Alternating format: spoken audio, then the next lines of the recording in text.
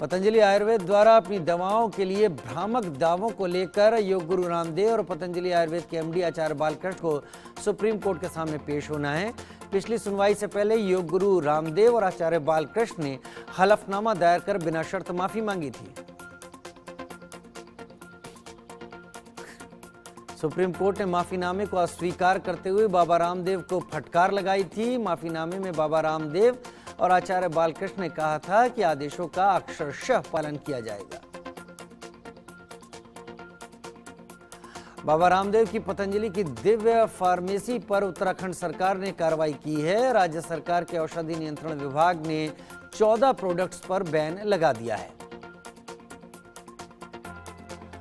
पतंजलि की दिव्य फार्मेसी की श्वासारी गोल्ड, श्वासारी वटी बैन कर दी गई है और बाकी 12 दवाओं के नाम जिन्हें उत्तराखंड सरकार ने बैन किया है। इनमें ब्रोंकोम, श्वासारी प्रवाही दिव्य फार्मेसी की लैब में बनती थी। इन दवाओं का प्रचार श्वास रोग के लिए किया जाता था। ब्रोंकोम दवा को उत्तराखंड सरकार ने बैन किया है। श्वासारी अवलेव, मुक्तावटी, एक्स्ट्रा पावर को भी उत्तराखंड सरकार ने बैन कर दिया है। इसी तरह से पतंजलि दिव्य फार्मेसी ने लिपिडोम और बीपी ग्रिड का भी प्रचार किया था। लिपिडोम को कोलेस्ट्रॉल के स्तर को कम करने के लिए दिया जाता था, जबकि बीपी ग्रिड का प्रयोग उच्च रक्तचाप के नियंत्रण को लेकर किया जाता था। इन दोनों को बैन किया गया।